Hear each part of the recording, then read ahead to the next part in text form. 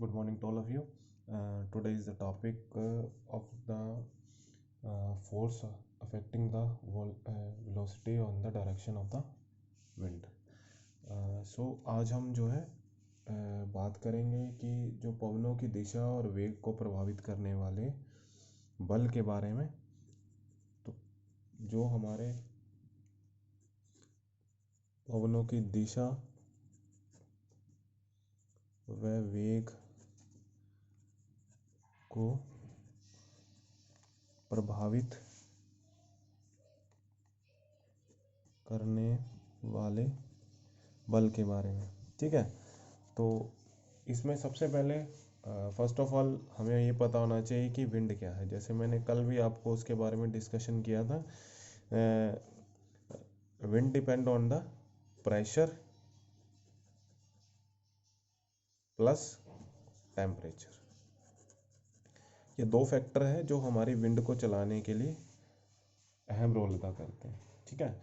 अगर सिंपली भाषा में बात की जाए कि विंड क्या है, तो विंड एक तरह की हमारी जो है क्षैतिज रूप से चलती हुई एक वायु के दबाव को या वायु को जो एक प्रोसेस के अंदर है गतिमान है, उसको क्या है हम विंड कहते हैं, ठीक है।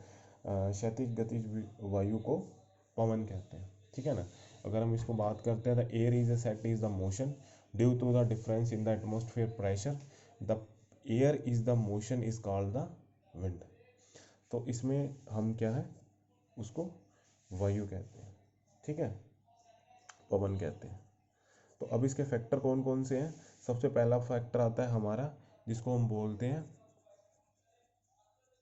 प्रेशर ग्रेडियंट फोर्स, ठीक है, जिसको हम बात करते हैं दाब प्रवणता बल।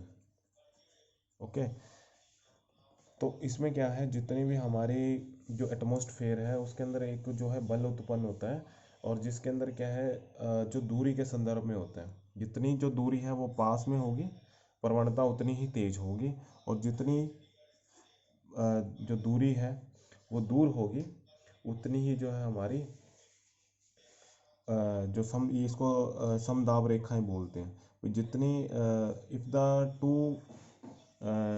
we can say that the isobar is near, then the pressure is high, and if the two uh, uh, isobars are far from each other, the pressure is low।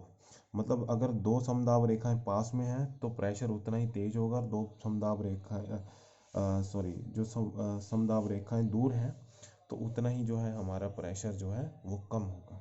यहाँ पर ज़्यादा होगा, यहाँ पर कम होगा। इस कंडीशन के अंदर जो दो कंडीशंस है, ठीक है। दूसरा जो है हमारा वो है हमारा कॉर्लिस इफेक्ट, ठीक है, जो है कॉर्लिस इफेक्ट। तो कॉर्लिस इफेक्ट जो है वो हमारा डिपेंड करता है किसके ऊपर, वो हमारा जो ईयर है उसकी रोटेशन ऑफ द अर्थ, ठीक है, रोटेशन ऑफ द अर्थ, मतलब ये इससे प्रभावित होता है। कॉर्लिस इफेक्ट क्या है, कॉर्लिस एक तरह से है, एक इफेक्ट है जिसको हम कहते हैं कॉर्लिस इफेक्ट। इसमें क्या होता है कि पवने जो है ये हमारे जो 1844 के अंदर जो है फ्रांसीसी के विद्वान हुए, वैज्ञानिक हुए कॉर्लिस, उन्होंने अपने नाम पर जो है कॉर्लिस फोर्स का गठन किया था, ठीक है। और इसके अंदर क्या है हमारा, इसमें पवनों की दिशाएं अगर हम देखें तो जैसे यहाँ पर हमारा लो प्रेशर बेल्ट है, यहाँ पर हमारा हाई प्रेशर बेल्ट है, फिर लो है और फिर हाई है ना।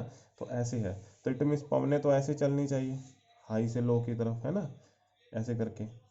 लेकिन ये जो है ये तो है नॉर्मल कंडीशन, लेकिन रोटेशन ऑफ अर्थ के कारण क्या है, जो पृथ्वी जो है वो रोटेट कर रही है, बहुत तेजी से जो है घूम रही है, उस कारण से क्या है ये पवने जो है, ये जो विंड्स है वो अपने गोलार्ध के अंदर जो है, जैसे अपन कहते हैं भी अगर बॉल, एक for example we take a ball and उसके ऊपर अगर हम जो है वाटर डालें तो क्या आएगा, पानी जो है वो बाहर की तरफ छिड़काव करती है, ठीक है ना। तो वैसे ही जो ये प्रेशर है यहाँ पर जो है विंड का प्रेशर जो है यहाँ से जो है विंड को छिड़काव किया जाता है, विंड को रोटेट किया जाता है। तो क्या होता है, वो अपनी जो पर्टिकुलर डायरेक्शन होती है, जैसे उसको ऐसे आना है, इस डायरेक्शन में आना है, जैसे मैंने यहाँ पे उसकी डायरेक्शन बनाई है, ये विदाउट अगर रोटेशन की बात करें, ठीक है, ये विदाउट रोटेशन मतलब अगर अर्थ नहीं घूम रही है तो ऐसी पवनें आएंगी, लेकिन ऐसा पॉसिबल नहीं है। तो क्या होता है, ये आता है रोटेशन के साथ में, अगर रोटेशन हो रही है मतलब पृथ्वी घूम रही है तो पवनें क्या होती है, वो अपनी दिशा जो है वो बदल देती हैं। तो पवनों की दिशा क्या हो जाती है, जो विंड्स की जो डायरेक्शन है वो ये हो जाती है। तो इसका मतलब क्या है, इसने मोटे तौर पर ये बताया है कि जो हमारा उत्तरी गोलार्ध है, ठीक है ना, जो उत्तरी गोलार्ध है उसमें पवनें जो है वो दाहिनी तरफ मुड़ती हैं, ठीक है, और दक्षिणी गोलार्ध में वो बाहिनी तरफ, ठीक है। उत्तरी गोलार्ध में in the north side the direction of the winds is right side, and in the we can say the south some hemisphere, the wind direction is, we can say that the left side, ठीक है। तो इसमें क्या है, दाहिनी और बाहिनी तरफ मुड़ जाती है, क्यों, किस कारण से, रोटेशन ऑफ अर्थ के कारण, ठीक है। तो कोरलिस फोर्स ये कहता है, ठीक है ना। उसके बाद बात करते हैं जो नेक्स्ट है हमारा, वो आता है हमारा इसके अंदर कॉर्लिस इफेक्ट के बारे में बात की हमने। तो कॉर्लिस, और इसके अंदर क्या है, जितनी भी तरह की हमारी जो है पवनें हैं वो हमारे प्रेशर्स जो है, जैसे मैंने आपको बताया भी, लो प्रेशर से हाई प्रेशर से लो प्रेशर की तरफ जो है वो मूव करती है हमारी। तो डायरेक्शन जितनी भी हमारी अलग अलग तरह की आकृति हैं, जितनी भी तरह की हमारी अर्थ के ऊपर जितनी भी लैंड फॉर्म्स है, वो सारी की सारी जो है उसके कारण ही हमारी जो डायरेक्शंस है वो हमारी चेंज होती रहती है, ठीक है। उसके बाद हम जो है इसका जो इसमें क्या है, दो तरह से, जैसे मान लो इसमें डायरेक्शन जो है वो चेंज होती है, ठीक है। जब क्या है, जो हमारा जो कॉर्लिस इफेक्ट है वो कहाँ तक, जब हमारा जो समदाब है वो प्रवणता है, वो कॉर्लिस बल जो संतुलित होता है वो कब तक होता है, किसके फलस्वरूप होता है, कि जब जो हमारी समदाब रेखाओं के समांतर बहती है, और ये पवनें जो है जियोस्ट्रॉपिक पवनों के नाम से भी जाने जाते हैं, इनको जो है हम क्या बोलते हैं, जियोस्ट्रॉपिक, ठीक है, जियोस्ट्रॉपिक्स के नाम से भी जाना जाता है। और जो हमारे लो प्रेशर होता है जहाँ पर, यहाँ पर हमारा जो है जिसको बोलते हैं एंटी साइक्लोन, प्रति चक्रवात, इसकी कंडीशंस ज़्यादा बनती है यहाँ पर, क्योंकि पवनें यहाँ से पवनें आएंगी यहाँ पर हर दिशा के अंदर से, जहाँ पर भी हाई प्रेशर होगा। अब तो एक ही डायरेक्शन बनाइए, सभी तरफ हाई प्रेशर होगा तो पवनें यहाँ आएंगी, अंदर की तरफ आएंगी, ठीक है। तो यहाँ पर प्रति चक्रवात का जो है, जिसको हम कह सकते हैं एंटी साइक्लोन सर्कुलेशन, ठीक है। तो जो एंटी साइक्लोन सर्कुलेशन है, जिसको सर्कुलेशन, जिसको प्रति चक्रवात हम कह सकते हैं परिसंचरण, परिसर परिसंचरण, ठीक है।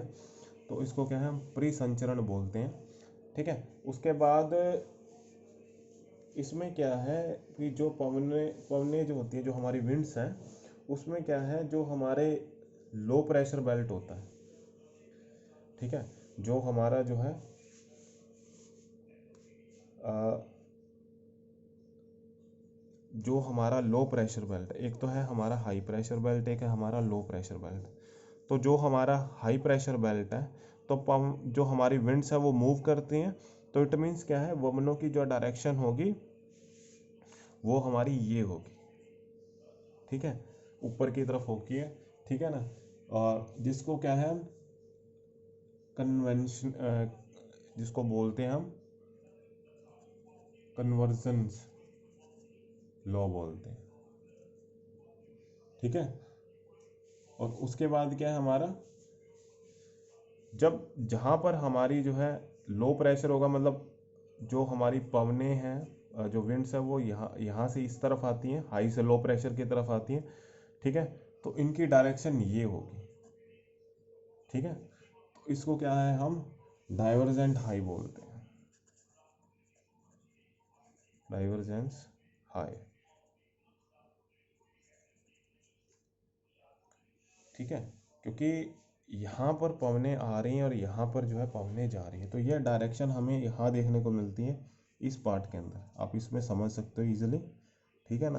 भाई इसको अगर हम मैं बनाऊँ तो कुछ इस तरह से बनेगा ये, कि यहाँ से पवनें जा रही हैं और फिर यहाँ पर आ रही हैं, और जहाँ से जा रही हैं इसकी जगह भी जो है ये पवनें आ रही है, तो इस तरह का जो है ये हमारा स्केयर बनता है, ठीक है। वो यहाँ इस डायरेक्शन पे बनता है, जो हमारी हाई प्रेशर से लो प्रेशर आ रही है, फिर उठती हैं और फिर दोबारा हाई प्रेशर पर वो इस तरह से चली जाती है, ठीक है। तो ये इसकी डायरेक्शंस है। तो आज हमने जो है इसके बारे में जो डायरेक्शन को प्रभावित करने वाले जो कारक हैं उनके बारे में हमने बात की है, ठीक है। जिसमें से सबसे पहले हमने जो है विंड्स के बारे में, विंड क्या है, विंड ग्रेडेशंस के बारे में बात की है, कॉर्लिस इफेक्ट के बारे में बात की है, ठीक है।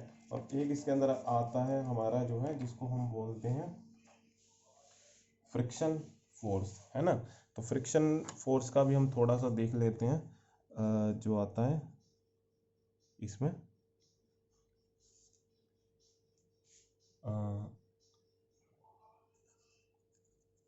फ्रिक्शनल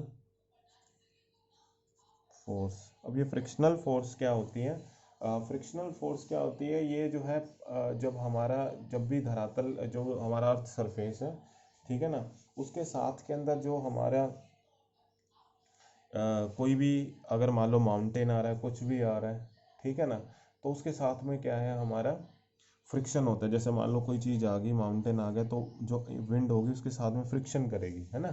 और फ्रिक्शन के कारण क्या है, इसका प्रभाव क्या है कि ये धरातल से जो है, जो हमारा सरफेस है, ठीक है, तो सरफेस से ये हमारी जो है 1 से लेके 3 किलोमीटर जो है, ठीक है, ये ऊंचाई तक होता है।